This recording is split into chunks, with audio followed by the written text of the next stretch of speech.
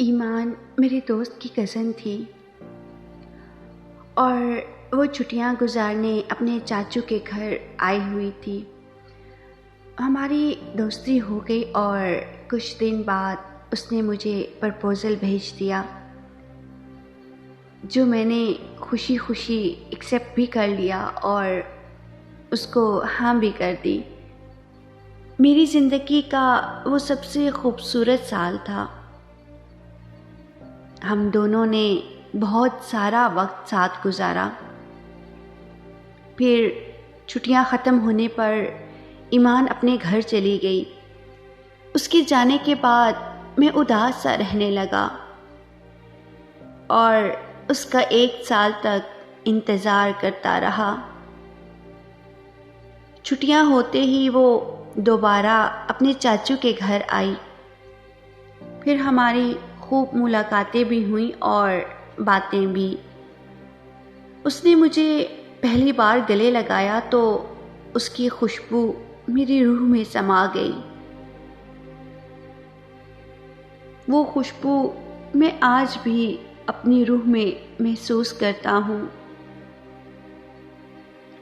2013 से 2015 तक सिलसिला ऐसे ही चलता रहा और मैं हर साल उसके आने का बड़ी शिद्दत से इंतज़ार करता था। हर साल मेरे प्यार की शिद्दत भी बढ़ जाती थी। ईमान जब 2016 की छुट्टियां गुजारने आई तो वो काफ़ी बदल गई थी। उसने मुझे देखते ही नज़रें फेर ली थी। मुझसे कोई बात नहीं की और अगले दिन ही वापस चली गई। मैंने अपने दोस्त से पूछा कि ईमान को क्या हुआ है, तो उसने कहा, ईमान ने तुम्हें मुकम्मल तौर पर छोड़ दिया है। ये सुनते ही मेरे पैरों तले से ज़मीन निकल गई। मैं खामोश था मगर मेरे आंसू बोल रहे थे। मैंने उससे छोड़ने की वजह पूछी तो उसने मुझे बताया। तो मेरे दोस्त ने मुझे बताया, ईमान के कहने के मुताबिक तुम उसके काबिल नहीं हो। मैं रोता रहा, तड़पता रहा मगर वो जा चुकी थी। उससे राब्ता भी ना हो सकता था। उसके बाद वो कभी भी छुट्टियां गुजारने नहीं आई, मगर मैं उसका हर साल इंतज़ार करता रहा। और फिर 4 साल बाद 2020 में वो मुझे इंस्टाग्राम पर मिल गई। मैंने उससे मैसेज किया तो उसने बात करने से साफ इनकार कर दिया। मैंने उससे पूछा कि मेरी गलती क्या है और मुझे छोड़ने की वजह क्या है, तो उसने कहा कि गलती तो मुझसे बचपन में हुई थी। मैं सब कुछ भूल चुकी हूँ और बेहतर है तुम भी भूल जाओ।